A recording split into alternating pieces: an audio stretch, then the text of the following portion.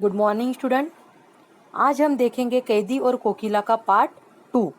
पहले पार्ट में हमने कैदी और कोकिला में देखा था कि किस तरह से कवि कोयल से कहता है कि हे कोयल, तू आखिर किस लिए आई है? क्या तू कोई संदेशा मेरे लिए लाई है या फिर कुछ बताने के लिए लाई है? तू बता, हे कोकिल, तू यहाँ पे क्यों आई है? कोकिल बोलो तो, ऊंची काली दीवारों के घेरे में, डाकू चोरों बंटवारों के डेरे में, जीने को देते नहीं पेट भर खाना, मरने भी देते नहीं तड़प रह जाना। जेल में बंदी कैदी रूप में कवि कोयल से पूछता है कि तुम ऐसे क्यों आई हो? हमें यहाँ ऊंची ऊंची दीवारों के बीच कैद करके रखा है। हम स्वतंत्र सेनानी होने के बावजूद हमें डाकू चोरों और बंटवारों के बीच में रखा गया है। हमें पेट भर खाने को खाना भी नहीं देते और हम यहाँ मरने भी नहीं देते। हमारे जीवन में तड़प कर रह जाते हैं। यहाँ के कर्मचारी जो है वह हम पर कड़ा पहरा रखते हैं।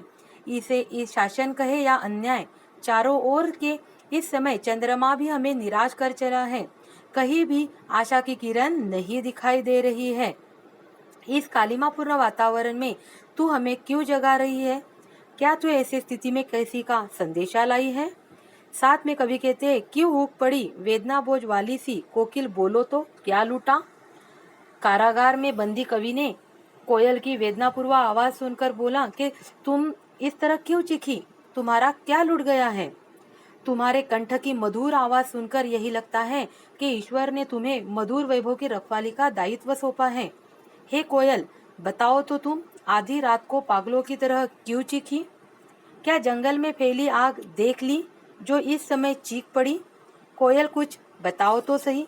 इस प्रकार कवि कोयल से बार बार सवाल करता है और पूछता है और साथ में कहते हैं, क्या देख न सकती जंजीरों का गहना? हथकड़ियाँ क्यों यह ब्रिटिश राज का गहना? कोलू का चर्रकचू जीवन की तान, मिट्टी पर उंगलियां ने लिखे गान। हूँ मोट खींचता लगा पेट पर जुआ, खाली करता हूँ ब्रिटिश अकड़ का कुआ। दिन में करुणा क्यों जगे रुलाने वाली, इसलिए रात में गजब ढा रही आली। यहाँ पे कवि कोयल की असमय चीख सुनकर कोयल से कवि पूछता है कि हम स्वतंत्रता सेनानियों के हाथों में हथकड़ियों का गहना तू देख नहीं सकती है क्या? ये हथकड़ियां नहीं है, अंग्रेज सरकार के द्वारा दिया गया गहना है। हमारे काम करते हुए कोल्लू की जो आवाज तुम सुन रही हो वह हमारे जीवन का अब गीत बन गया है। यहाँ हम गिट्टियाँ तोड़ते हैं और हमें पेट पर जुआ रखकर पानी खींचना पड़ता है। इससे हमें ऐसा लगता है कि जैसे हम ब्रिटिश सरकार की अकड़ कम कर रहे हैं। अंग्रेज सरकार दिन में हम स्वतंत्रता सेनानियों पर कोई दया नहीं करती है, इसलिए तू रात में अपना मधुर स्वर सुना रही है। रात के इस सन्नाटे में तू अंधकार को चीरती हुई आवाज क्यों कर रही है? कोयल, बताओ तो, इस तरह अपनी मधुर आवाज से देशवासियों के अंग्रेजों के प्रति विद्रोह की भावना क्यों पैदा कर रही हो? मतलब कवि कहते हैं कि हे कोयल, ऐसे रात में मधुर स्वर सुनाकर तू हमारे मन में अंग्रेजों के प्रति विद्रोह की भावना क्यों पैदा कर रही हो? क्या तुम्हें भी अंग्रेज सरकार के द्वारा हमारे ऊपर किए जाने वाले अत्याचार जो हमारे ऊपर कर रहे हैं, क्या तू भी वह सहन नहीं कर पा रही है? आगे कवि कहते हैं कि इस शांत समय में साथ में कवि यहाँ पे कहते हैं कि काली तू रजनी भी काली। उन्होंने क्या कहा? काली तू रजनी भी काली। आगे कवि कहते हैं कि कवि कोयल से कहता है कि कोयल, तेरा रंग भी काला है, रात भी काली है, अंग्रेज सरकार के कारनामे भी काले हैं, देश में अंग्रेजों के प्रति जो लहर उठ रही है वह भी काली है। कवि बताता है कि जिस कोठरी में उन्हें रखा गया है वह कोठरी भी काली है, उनकी टोपी और कंबल भी काली है, साथ में उनके हाथ में लगाई हुई जो बेड़िया है वह भी काली है। पहरेदारों की ऊंची आवाजें सापिन के समान काली है। इतने अन्यायपूर्ण व्यवहार के बाद भी वे कैदियों को गाली देते हैं। साथ में कवि कहते हैं कि इस काले संकट सागर पर मरने की मतमाती, कोकिल बोलो तो, अपने चमकीले गीतों को क्यों कर हो तैराती, कोकिल बोलो तो। हे कोयल, देश में फैले संकट रूपी सागर में तुम मरने के लिए ठान कर क्यों आई हो? तुम आजादी की भावना जगाने वाले इन चमकीले गीतों को इन विपरीत परिस्थितियों में कैसे गा लेती हो? हे कोयल, कुछ तो बताओ कि तुम ऐसे अर्धरात्रि में हमें जगाने क्यों आई हो? यहाँ पे उन्होंने दिया है कि किस तरह से कवि को क्या क्या काला, अंग्रेज सरकार की शासन की तरह क्या क्या काला दिखाई दे रहा है। तुझे मिली हरियाली डाली, अभी हम आगे देखेंगे, यहाँ तक हमने देखा था, आगे हम देखते हैं। तुझे मिली हरियाली डाली, मुझे मिली कोठरी काली, तेरा नप्पर में संचार, मेरा 10 फुट का संसार, तेरे गीत कहावे वाह, रोना भी है मुझे गुनाह, देख विषमता तेरी मेरी, बजा रही तिस पर रणभेरी। यहाँ पे कवि अपनी और कोयल दोनों की तुलना करता हुआ कहता है, मतलब कवि खुद की और कोयल दोनों के बीच में क्या अंतर है, दोनों के बीच में क्या तुलना करता हुआ कहता है कि तुझे रहने के लिए पेड़ों की हरी भरी डालियां मिली और मेरी किस्मत में जेल की काली कोठरी है। तुझे मिली हरियाली डाली, मुझे नसीब कोठरी काली, मतलब तुझे रहने के लिए पेड़ों की हरी भरी डालियां मिल रही है तो मेरी किस्मत में जेल की काल कोठरी है।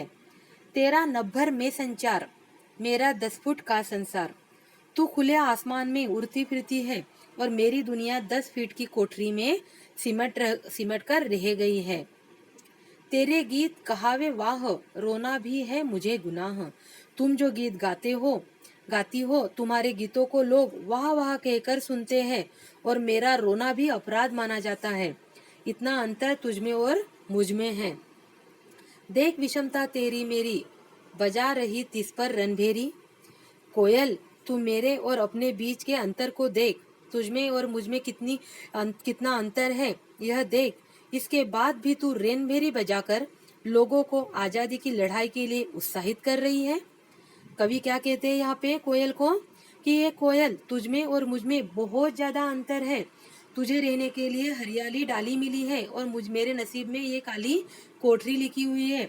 तू सारे आसमान में उड़ती फिरती रहती है, लेकिन मुझे 10 फीट की कोठरी में सिमट कर रहना पड़ रहा है। तुम्हारे गीतों को लोग सुनकर वाह वाह करते हैं और मेरा रोना भी एक अपराध माना जाता है। तुझमें और मुझमें कितना अंतर है, हे कोयल देख।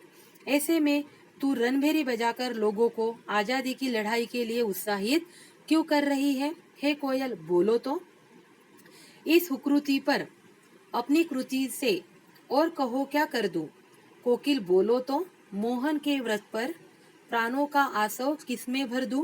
कोकिल, बोलो तो। हे कोयल, तुम्हारी इस हुंकार से ओजस्वी रचनाएं लिखने के अलावा और मैं क्या कर सकता हूँ? कवि कोयल से कहता है कि मैं जेल में बंद हूँ, तेरे इस हुंकार को सुनकर ओजस्वी रचनाएं, मतलब सुंदर सुंदर रचनाएं लिखने के अलावा और मैं कुछ भी नहीं कर सकता हूँ। बताओ कोयल, मोहनदास करमचंद गांधी के संकल्प को पूरा करने के लिए अपनी उत्तेजना किसमें मैं भर दूं? मोहनदास करमचंद गांधी मतलब मोहन के व्रत पर प्राणों का आसव किसमें भर दूं? यहाँ पे कवि जो है वो कोयल से कहते हैं, मोहन मतलब मोहनदास करमचंद गांधी ने अपने देश को आजादी दिलाने का जो संकल्प किया था, उस संकल्प को पूरा करने के लिए अपनी उत्तेजना में किसमें भर दूं? कोकिल, बोलो तो। हे कोयल, कुछ तो बताओ कि मैं क्या करूं? इस प्रकार से एक कवि ने अपनी कैदी और कोकिला कविता के माध्यम से पराधीन भारत के अंग्रेजी सरकार के शोषण तंत्र का वर्णन किया गया है, जिसमें अंग्रेजों के द्वारा भारतीयों पर किए जाने वाले अत्याचार का मार्मिक वर्णन यहाँ पे किया गया है। स्वयं कवि भी स्वतंत्रता सेनानी के रूप में जेल में बंद रहा है। उसने जेल में बंद कैदियों के साथ किए जाने वाले अत्याचारों का वर्णन किया है, क्योंकि यह अत्याचार उन्होंने खुद भी सहे हुए हैं। उसने कोयल के माध्यम से जनता को यह संदेश देना चाहा है कि यह समय मधुर गीत गाने का नहीं है, बल्कि मुक्ति के गीत गाने का है। उनकी बातों से जनता में अंग्रेज के प्रति आक्रोश और भड़क जाता है। यदि यही संदेश लेकर दिन में मधुर और कर्णप्रिय गीत सुनाने वाली कोयल अर्धरात्रि में वेदना भरी आवाज में हुक उठा रही है। इस प्रकार कैदी और कोकिला कविता में कवि माखनलाल चतुर्वेदी जी ने अपनी आए हुए अनुभव और अंग्रेजों के द्वारा किया गया अमानवीय व्यवहार तथा यातनाओं का मार्मिक चित्रण किया हुआ है। Thank you.